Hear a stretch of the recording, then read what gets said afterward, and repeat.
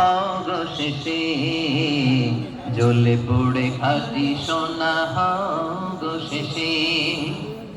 দুঃখের আধার শেষে আলোর প্রভাত হাসে, হতাশার কালো মেঘে যায় গো ভেসে, হতাশার কালো মেঘে যায় গো ভেসে।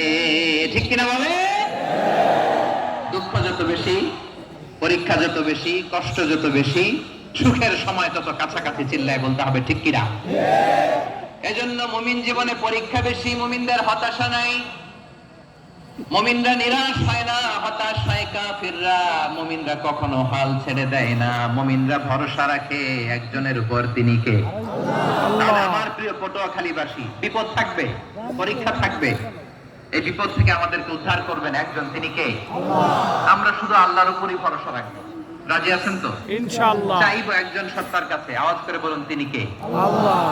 একজন সত্তার কাছে চাইবে। বিশ্বনবী ওনার চাচাতো ভাই আব্দুল্লাহ ইবনে আব্বাস রাদিয়াল্লাহু তাআলা আনহুকে বললেন, ইয়া আব্দুল্লাহ ইবনে আব্বাস, হে আব্দুল্লাহ ইবনে আব্বাস, ইযা সাআলতা ফাসআলিল্লাহ, যখন চাইবে আল্লাহর কাছে চাও। ও আব্দুল্লাহ, যখন চাইবা আল্লাহর কাছে চাও।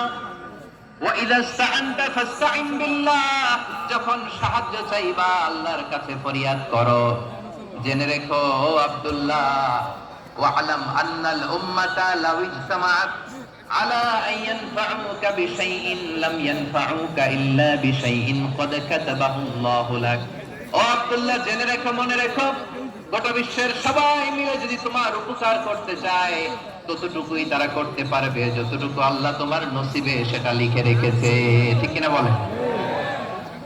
আর যদি গোটা বিশ্বের সবাই মিলে তোমার বিরুদ্ধে কনস্পাইরেসি করে, ষড়যন্ত্র করে, গোটা বিশ্বের সবাই মিলেও যদি তোমার ক্ষতি করতে চায় ততটুকুই শুধু পারবে যেটা আল্লাহ তোমার জন্য বরাদ্দ রেখেছে। যতটুকু আল্লাহ তাআলা তোমার জন্য বরাদ্দ রেখেছে অতটুকুই ক্ষতি করতে পারবে, আর এক চুল বেশিও করতে পারবে না, কমও করতে পারবে না। চিল্লায় বলেন ঠিক কিনা।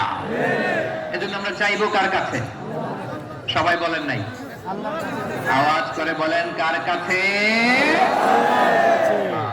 সব সময় আমরা আল্লাহর কাছে চাইবো, বিপদে আপদে, সুখে দুঃখে, সচ্ছল অবস্থায় অসচ্ছল অবস্থায়, পরাজয়ের সময় বিজয়ের সময়, সব সময় আমরা ভরসা রাখবো কার উপর? সবাই বলুন আল্লাহর উপর। একদল লোক আছে যারা বিপদে পড়লে আল্লাহরে ডাকে, আছে না নাই? আছে। পটুয়াখালীতে মাশাআল্লাহ নাই। বিপদ আসলে আল্লাহরে ডাকে, বিপদ নাই আল্লাহও নাই। বিপদে পড়লে নামাজ পড়ে, বিপদও নাই নামাজও নাই। বিপদে পড়লে জিকির করে, বিপদ যখন চলে যায় ওদের জিকিরও বন্ধ হয়ে যায়। এরকম আছে না নাই? কিছু লোক দেখবেন পরীক্ষা আসলে নামাজ পড়ে, আছে আছে। জেনজি আওয়াজ করা, এরকম আছে? এই কমন পড়ে গেছে, কমন পড়ছে। দেখবেন পরীক্ষার সময় নামাজ পড়ে, পরীক্ষাও নাই নামাজও আছে। এরকম কিছু লোক আছে অসুস্থ হলে আল্লাহরে বড্ড ভালোবাসে, আল্লাহরে খুব ডাকে। অসুস্থ হইলে অসুস্থতাও নাই, আল্লাহ স্মরণও নাই। দেখবেন কিছু লোক নির্বাচন আসলে খুব আল্লাহ হয়ে যায়, তখন দেখবেন মাথার মধ্যে হেজাব লাগায়, পাঞ্জাবি লাগায়, আল্লাহ আল্লাহ হয়ে যায়। নির্বাচনও নাই, এরপরে আল্লাহর কথাও নাই। আছে না নাই? না, এরকম হওয়া যাবে না। সব সময় আমরা আল্লাহরে ডাকবো, বিপদে আপদে সব সময় ভরসা রাখবো আমরা একজনের উপর। আওয়াজ করে বলেন তিনি কে? এক কথায় আল্লাহ তাআলা আমাদের চোখে আঙ্গুল দিয়ে জানিয়ে দিলেন, ফাইযা রাকিবু ফিল ফুলকি দা'উল্লাহা মুখলিসিনা লাহুদ্দিন ফালাম্মা নাজ্জাহুম ইলাল বাররি ইযা হুম ইউশরিকুন। আল্লাহ বলে একদল লোক আছে তারা যখন নৌযানে চড়ে, জলযানে চড়ে, সাগরের মধ্যে যখন জাহাজে চড়ে, লঞ্চে চড়ে, তারা যখন তুফানের সম্মুখীন হয় তখন তারা আল্লাহরে বড্ড বেশি ডাকে, একান্ত ভাবে ডাকে, বিশুদ্ধ চিত্তে ডাকে। আবার তুফান থেকে তাদেরকে সেফ জোনে নিয়ে, নিরাপদ জোনে নিয়ে যখন বন্দরে আমি আল্লাহ তাদেরকে ভিড়িয়ে দেই, ওই লোকগুলো আবার আমি আল্লাহর সাথে শিরিক করে।